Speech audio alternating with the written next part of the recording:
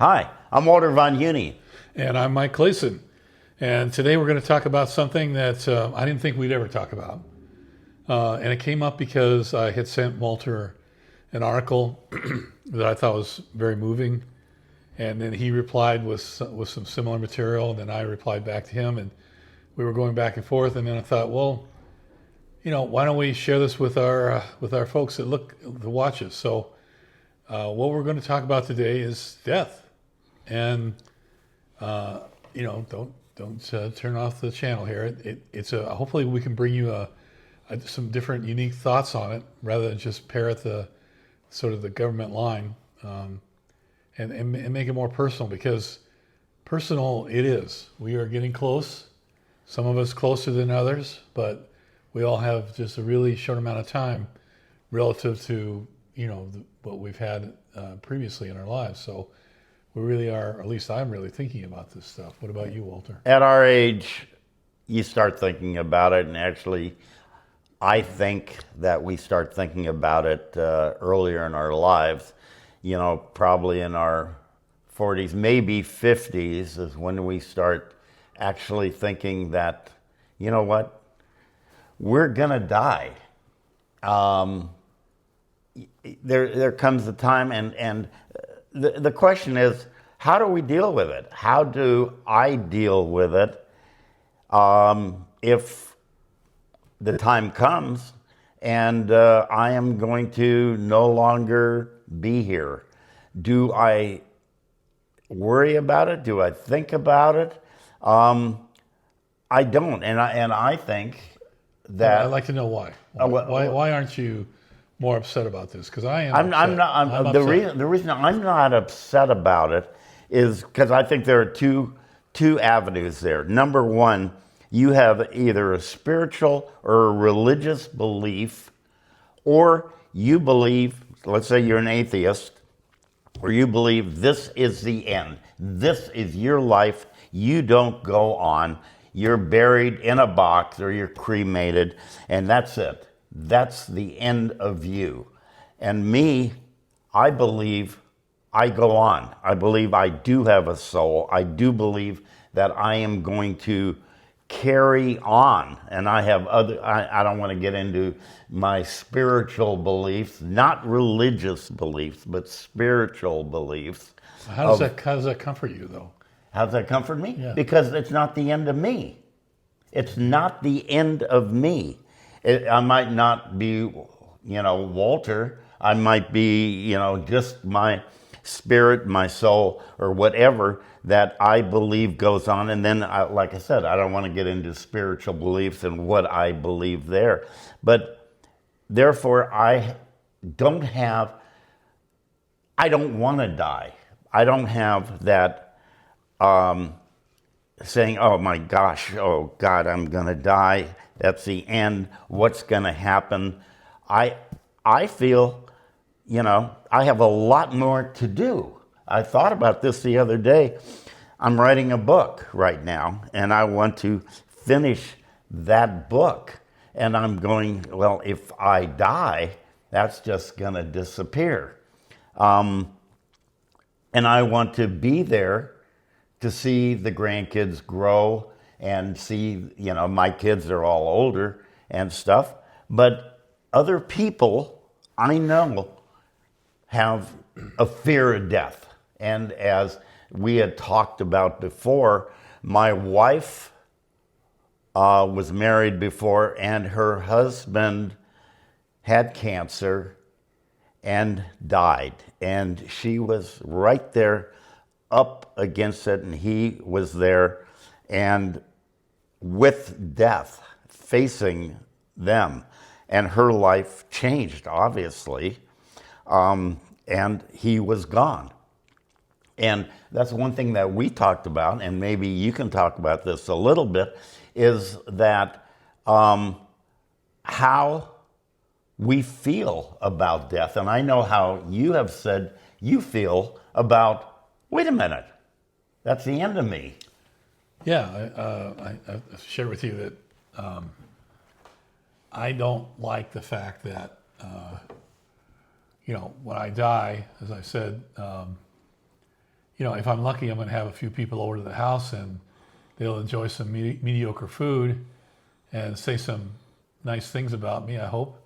But then they'll go on about their day, and that'll be it. That's pretty much what happens to most people, unless you're super famous or infamous. And I really object to that. I don't like it. I don't like that. I have a more inflated view of myself than that, and I don't like the fact that people could just snack down some potato salad and say a couple of nice things and move on. I want more. I'm not saying I want. Well, I'm not saying I want the world to end, but I just want more. But I realize this. You're saying I want to be remembered. I want to live on with people, in people, and that they say, "Oh my God, Mike's gone. How can we move on?" Is that what you're saying? No, not. I don't want to be. I heard a twinge in your voice. I don't want to. I don't want to be memorialized. I just don't. I guess what I don't like is the idea that today I'm here and tomorrow I'm not, and that's the only thing that's changed. Everything else is the same. Same amount of food in the refrigerator, same temperature outside, same neighbors next door. Everything else is the same, except that I'm not here. Right. And I find that very disconcerting, and I don't like it. But it's going to happen. It's going to happen to you. It's going to happen to everyone else. And we talked about this too. If you are a known politician, let's say that you are a known senator from the state, and you are in Washington, and you know this person's name, and oh my gosh, they died. And there you are for a week, and there's this big funeral for that person or the governor, whoever. And you know what? Life goes on without that person, because it happens. And even within your close family, when my mother died, we were sad. We had good sandwiches at the wake and everything, and we remembered her. We remember her today, right? And it's the same with everyone who passes on. You remember, they stay in your memory. I have good friends from college who passed away from my fraternity, and some other good friends, my actual business partner who died, and he still lives on in my memory, and he still is with me that way. He's not here physically, but when I die, that goes away. Yeah, it does. Yeah. So, what is it about these people that you're talking about? What is it about them that causes you to remember them? they were my friends, and I remember things about them. I had a friend named, named Tim, where we used to take road trips together, and we would talk about everything under the sun. And he was my roommate for a while after college, and he was a good friend of mine. And what more can I say? I just enjoyed his company. And so I spoke at his memorial, and he touched me. And that's the thing, that some people in your lives have an effect that they touch you one way or another. Yeah. And I agree with that. And with that, you remember that, quote, touch, and that they are remembered. But again, 100 years from now, we'll all be gone. No one will remember them. He had a great career. He was a lawyer. He was well respected in his field. I was in entertainment. I well respected in what I did. 100 years from now, no one's going to care or know. And the only people who will know, right now I have grandkids who are 10 going on 11, and I have a history. Here's an interesting thing. I have a history of my family that goes back to the 1400s. But even my grandfather that I never met, I don't know anything about him, and he's just gone, right? Yeah. And so, what are you going to do? You know, death is something that people sometimes fear. I don't fear death. I don't want death. And again, I think it goes back to, do you have a spiritual or a religious belief, or do you have no belief, and then once you're in the ground and you're dead and buried, that's it? And there comes the fear of saying, you know, I'm gone. Yeah. I mean, I'm sure most people have a healthy fear of death. I know I do. But to me, it's more than that. I mean, when you talk about people who you remember, I mean, I remember people because I love them or they gave me unconditional love. Yeah.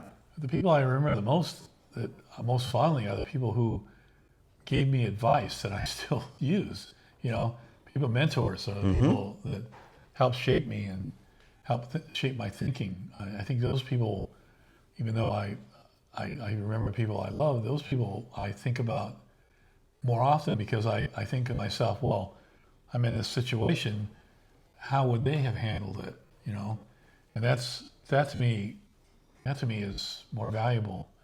But I think about, but again, we're talking about this kind of an esoteric, sort of one step removed from what death's about, as opposed to when we're right up against it, when we're up against, you know, death's door, literally, the door is cracking open.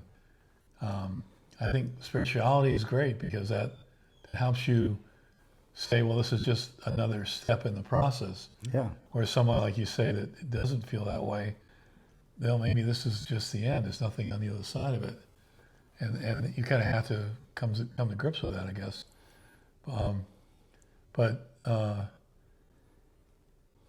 You know, the thing about it is that, well, why don't you talk about it for a second? Well, the thing is, I was just thinking, they call it the afterlife.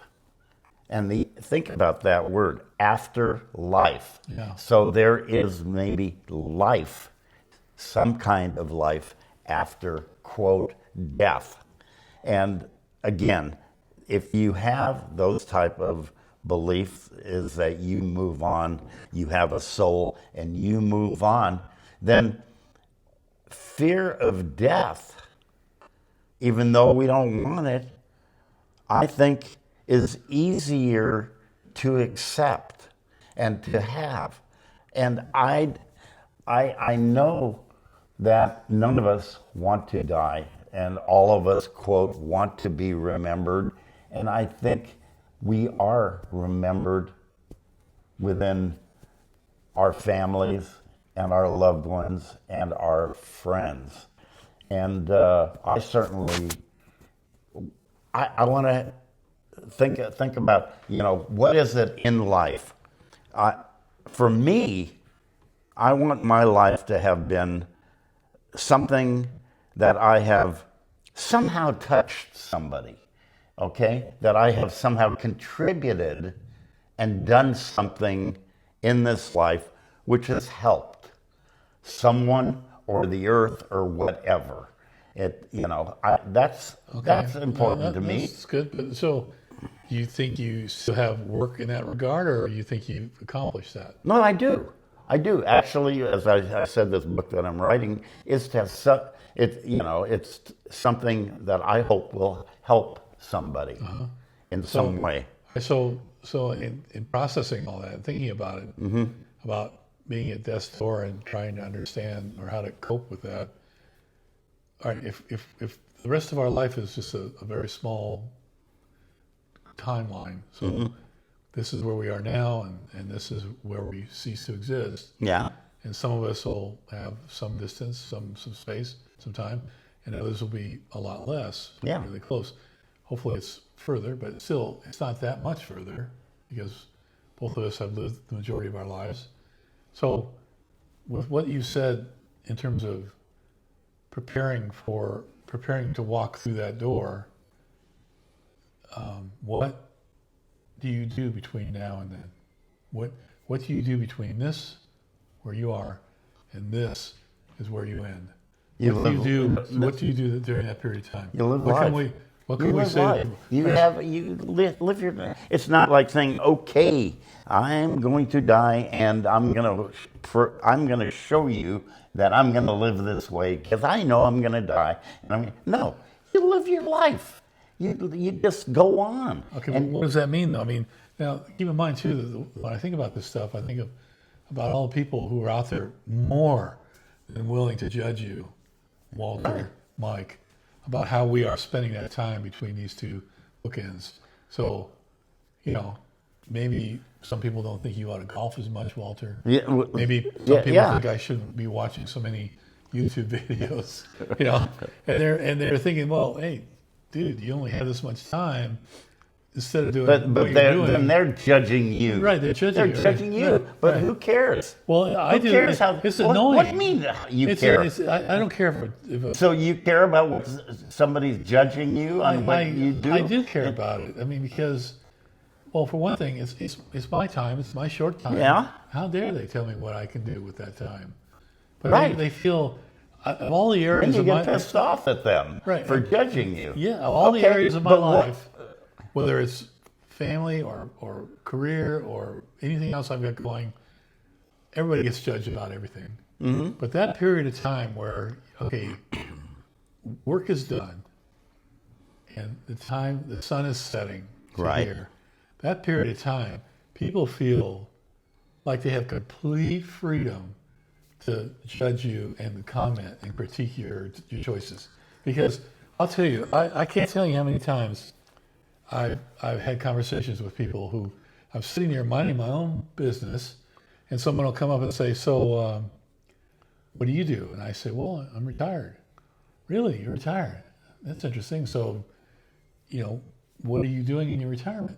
How dare they ask me that? Because now they put me on the defensive. But I go through my litany of stuff that I may or may not do, and maybe I'll make up a couple of things because I feel a little inadequate. Well, now you're feeling judged. Really, if they're just saying, "Hey, what are you doing in your retirement?" It's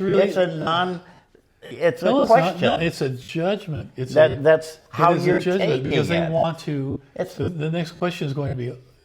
The next question is going to be framed around either they think that's great, or they don't think that that's a good use of my time.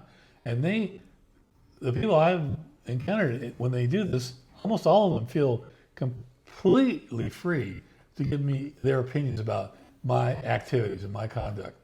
Like they'll go, oh, okay.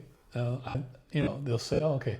And then they'll say something like, I don't know if that'd be enough for me, or I don't know if I could live there, or okay, I don't know if I want to spend that much money on a trip or something. They feel free, more than free to judge me and but I don't give a.